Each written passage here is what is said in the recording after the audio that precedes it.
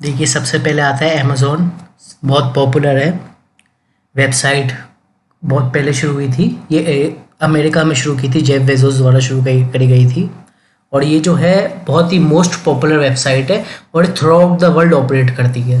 ठीक है ना। ये सिर्फ इंडिया में नहीं, इंडिया के बाहर भी ऑपरेट करती है। यहाँ तक कि जो इंडियन सेलर है वो भी बाहर अपने प्रोडक्ट बेच सकते हैं। हालांकि उसमें पेपर वर्क ज़्यादा है और थोड़ा टिपिकल प्रोसेस हो सकती है, लेकिन अगर आपको डोमेस्टिकली इंडिया में बेचना है तो अमेज़न एक बहुत बढ़िया ई कॉमर्स वेबसाइट है। शिपिंग वगैरह इनके अच्छे हैं, शिपिंग वाले। और लिस्टिंग बाकी थोड़ा ध्यान देना पड़ता है, लिस्टिंग वगैरह का वो थोड़ा आपको तरीके से करनी पड़ती है। ठीक है। यहाँ पे बहुत ही अच्छा कस्टमर बेस आपको मिल जाएगा अमेज़न पे।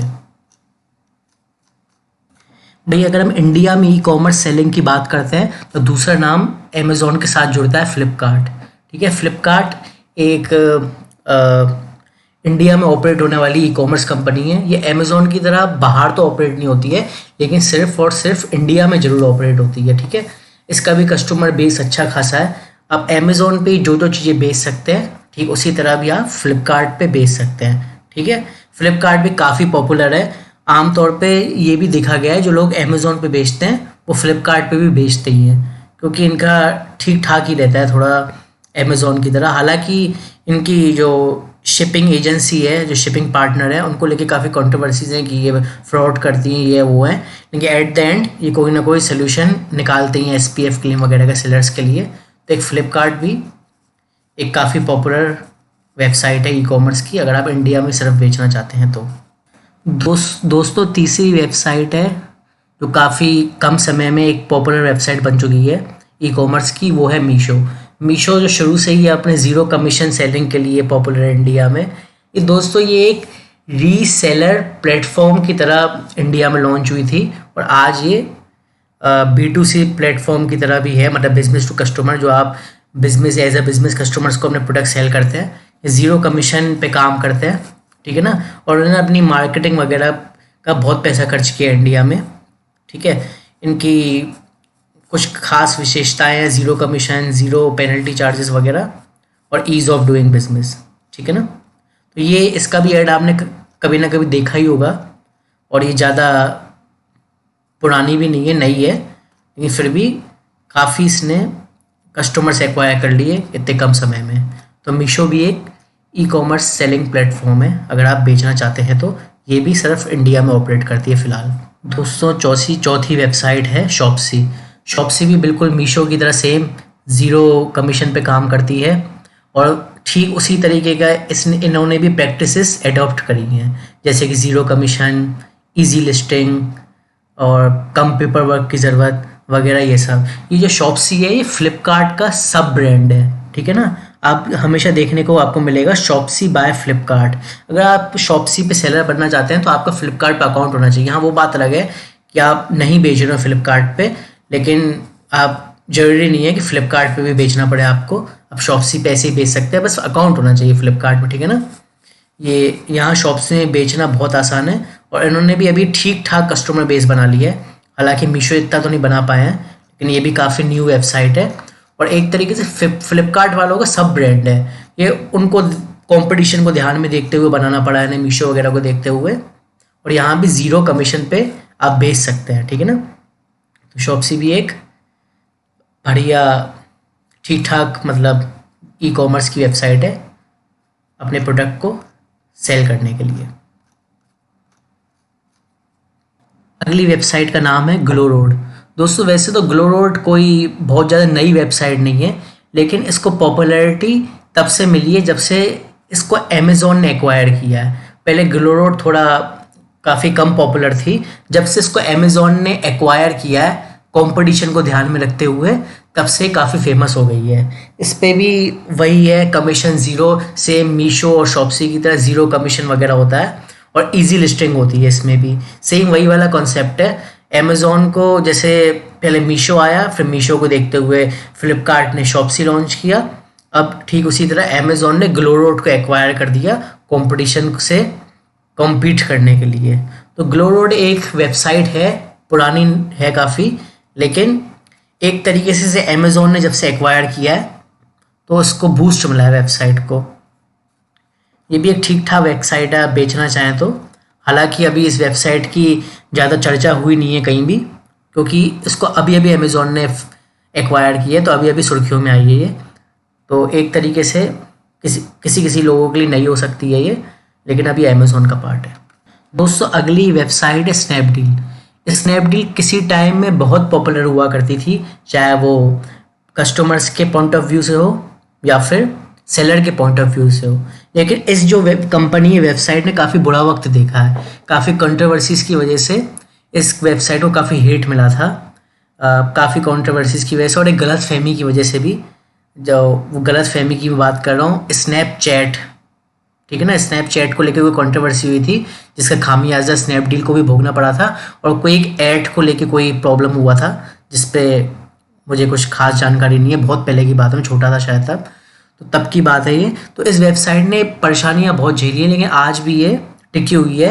इसमें आप सेल कर सकते हैं वेबसाइट में, स्नैपडील पे। हालांकि ये सब जब घटित हुआ है स्नैपडील के साथ, उनका कस्टमर बेस भी बहुत गिर गया है और ऑटोमेटिकली इस वजह से सेलर का बेस भी बहुत गिर गया है, ठीक है ना। तो इस वजह से इनके कस्टमर कम हो गए, सेलर कम हो गए, लेकिन आज भी ये एक पॉपुलर वेबसाइट है अपने पहले के नाम की वजह से, ठीक है ना। तो अगर हम ई कॉमर्स सेलिंग के कहीं सर्च भी करते हैं कौन कौन सी वेबसाइट है, और स्नैपडील का नाम आपको जरूर देखने को मिलेगा, ठीक है। तो स्नैपडील है एक बेचने के लिए, अगर आप बेचना चाहें तो यहाँ भी बेच सकते हैं। ये भी सिर्फ इंडिया में ऑपरेट करती है। अगली वेबसाइट है जिसने शायद ही आप लोगों ने इसका नाम सुना हो, या शायद कभी टीवी में ऐड भी देखा होगा। आपने इसका टीवी में ऐड थोड़े समय पहले देखा होगा, जब इस वेबसाइट का कुछ साल पहले देखा होगा, अच्छा वक्त चल रहा था। आज शॉपक्लूज का भी कुछ स्नैपडील जैसे ही हालत है। किसी टाइम में ये भी स्नैपडील की तरह बहुत ज़्यादा फ्लोरिश कर रही थी वेबसाइट, बहुत ज़्यादा पॉपुलर हुआ करती थी, और उसके भी स्नैपडील की तरह टीवी में बहुत ऐड आया करते थे। लेकिन किसी न किसी कारण शॉपक्लूज भी आज एक कमज़ोर वेबसाइट हो चुकी है, मतलब कस्टमर और सेलर के पर्सपेक्टिव से, ठीक है। हालांकि इन्होंने लिखा है इंडियाज़ लार्जेस्ट मार्केट प्लेस, हालांकि है नहीं, अपनी वेबसाइट के लिए हर कोई ऐसे ही लिखता है। लेकिन अगर कोई पूछे मुझसे कि ई कॉमर्स की लिस्ट में कौन कौन से नाम है इंडिया में बेचने के लिए, तो मैं आपको बताना चाहूँगा कि शॉपक्लूज भी उनमें से एक है, ठीक है। शॉपक्लूज पे आमतौर पे लोग बेचते नहीं है ज़्यादा, कुछ लोग बेचते हैं जो यहाँ के मार्केट की ठीक समझ रखते हैं कि यहाँ पे क्या बिकता है, कैसे बिकता है। ये वेबसाइट जब थी, ये अपने होलसेल रेट्स पे सामान बेचने के लिए फेमस थी। इन्होंने ऐसे शुरुआत की थी कि हम जो सामान बेचते हैं यहाँ पे, वो एक तरीके से होलसेल रेट पे बेचते हैं। इस तरीके से इन्होंने अपने कस्टमर्स को एक्वायर किया था, और आज इनकी ये हालत है, आप देख सकते हैं इनकी वेबसाइट के आगे नॉट सिक्योर्ड लिखा हुआ है। खैर जो भी है दोस्तों, अगली वेबसाइट है पेटीएम। बहुत से लोगों को जान के शायद हैरानी भी हो कि पेटीएम पे भी बेच सकते हैं। भाई बिल्कुल बेच सकते हैं, पेटीएम पे सामान बिकता भी है। कुछ लोग खरीदते हैं ना जो सामान, वो कहाँ से खरीदेंगे, वो पेटीएम नहीं बेचता है, वो पेटीएम पे सेलर्स बेचते हैं। तो इस तरीके से पेटीएम, देखिए वन कम्युनिकेशन वालों का जो है पेटीएम प्लेटफॉर्म है। ये पेटीएम सिर्फ अपने जो है इंस्टेंट पेमेंट वगैरह इस सब के लिए पॉपुलर हुआ था इंडिया में। धीरे धीरे इसकी पॉपुलैरिटी इतनी बढ़ती गई, इसने अपनी ई कॉमर्स की साइट भी खोल ली बेचने खरीदने के लिए। हालांकि बहुत लंबे समय से चली आ रही है ये, और जब नया नया समय था तो मुझे आज भी याद है अमेज़ॉन, ईबे और पेटीएम, ये 3 वेबसाइट हुआ करती थी जहाँ पे लोग बहुत ज़्यादा बाइंग और सेलिंग करते थे प्रोडक्ट की। लोग सेल भी करते थे, सेलर्स, और बाय भी करते थे, ठीक है। मतलब फ्लिपकार्ट भी उस टाइम पे इतनी ज़्यादा पॉपुलर नहीं थी जितना, मतलब फ्लिपकार्ट फिर बाद में आई थी, लेकिन उस टाइम बाद में भी आई थी तो एकदम नई नहीं थी, तब फ्लिपकार्ट इतनी पॉपुलर नहीं थी। तो उस टाइम अमेज़ॉन, ईबे जो आज अनफॉर्चुनेटली इंडिया में नहीं है, और पेटीएम, ठीक है। तो ये पेटीएम पे भी आप सेल कर सकते हैं। इसका भी वही है, लिस्टिंग वगैरह करनी होती है, यहाँ पर आप सब कुछ बेच सकते हैं लगभग। हालांकि ये पेटीएम अब कॉम्पिटिशन्स को देखते हुए इतना ज़्यादा उनसे मैचअप नहीं कर पा रही है कॉम्पिटिशन से। जैसे कि आप देख सकते हैं अमेज़ॉन वालों ने ग्लो रोड निकाल दी, फ्लिपकार्ट वालों ने शॉप्सी निकाल दी, ठीक है। मीशो तो खुद है ही ज़ीरो कमीशन में बेचने वाली। तो पेटीएम थोड़ा कंपटीशन की वजह से भी थोड़ा दब गई है, और हाल फिलहाल में इसका शेयर जब स्टॉक मार्केट में लिस्ट हुआ था तो उसकी शेयर की बड़ी बुरी तरीके से पिटाई हुई थी, तो उसकी रेपुटेशन पेटीएम की और भी ज़्यादा गड़बड़ हो गई है। ये स्टॉक मार्केट का कंसेप्ट है, वो आपको शायद समझ में आ रहा हो तो अच्छी बात है। तो इस वजह से थोड़ी सी रेपुटेशन पेटीएम की गड़बड़ हो गई थी स्टॉक प्राइस को गिरता हुआ देख के। बाकी पेटीएम भी है एक वेबसाइट जहाँ आप एज अ सेलर रजिस्टर कर सकते हैं और सामान बेच सकते हैं अगर आप चाहें तो। दोस्तों अगली वेबसाइट है अगर आप बेचना चाहते हैं तो है Myntra.com।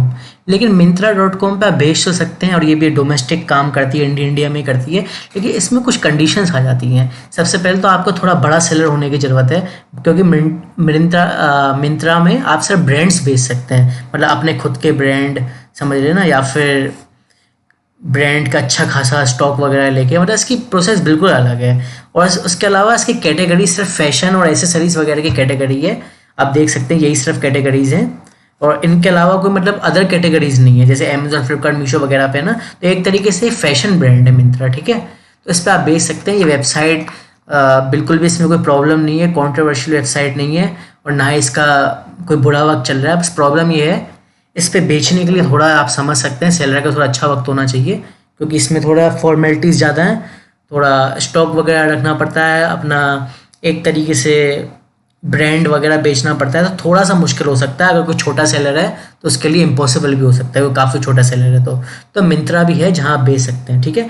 तो अभी देखिए जो जितनी भी वेबसाइट्स थी ई कॉमर्स की इंडिया में, वो आपको मैंने सारी बता दी जिसमें आप बेच सकते हैं। वैसे तो और भी वेबसाइट आती हैं, जैसे कि कौन कौन सी वेबसाइट हुई, जैसे कि ईबे हुआ, इंडिया मार्ट हुआ, उड़ान हुआ, अलीबाबा हुआ, लेकिन ये सब जो है जो बेसिक एक वेबसाइट होती है ना ऑनलाइन सेलर की वेबसाइट, वो नहीं है, ठीक है ना। इनमें से कुछ वेबसाइट तो वो हैं जो एक्सपोर्टर्स के लिए हैं, इनमें से कुछ वेबसाइट ऐसी हैं जो होल सेलर्स के लिए या फिर मैन्युफैक्चरर्स के लिए, जिनमें कोई एक मामूली सेलर या फिर नॉर्मल सेलर जो बोले वो नहीं बेच सकता। तो मैंने उन वेबसाइट्स को लिस्ट में नहीं डाला है। हालांकि ईबे पहले इंडिया में ऐसे ऑपरेट करता था जैसे ये सारी वेबसाइट करती थी, अमेजोन, फ्लिपकार्ट वगैरह ये सब करती थी, लेकिन फिर इंडिया में बंद हो गया ईबे।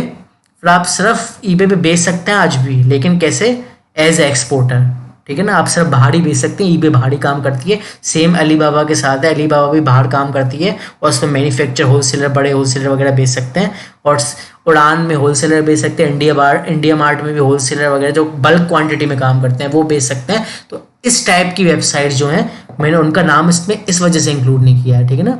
वैसे तो ऐसे बहुत सी भी होंगी, लेकिन जिस पर आप एज अ सेलर आराम से बेच सकते हैं, मैंने आज वो सारी वेबसाइट आपको लगभग बता दी है। अगर आपको कोई लगता है कोई वेबसाइट है तो कमेंट में ज़रूर बताएं, ताकि और लोगों का भी थोड़ा फ़ायदा हो जाए। अच्छा, एक बात मैं आपको बताना चाहूँगा, ये जितनी वेबसाइट मैंने बताई हैं ये सिर्फ आपको इन्फॉर्मेशन पर्पज़ के लिए बताई है। मैं आपको इसमें कोई भी खरीद या बेचने की सलाह नहीं दे रहा इस वेबसाइट पर, ना बेचने की सलाह दे रहा हूँ कुछ, ना खरीदने की दे रहा हूँ। ये सिर्फ आपका इन्फॉर्मेशन पर्पज़ के लिए था। Thank you.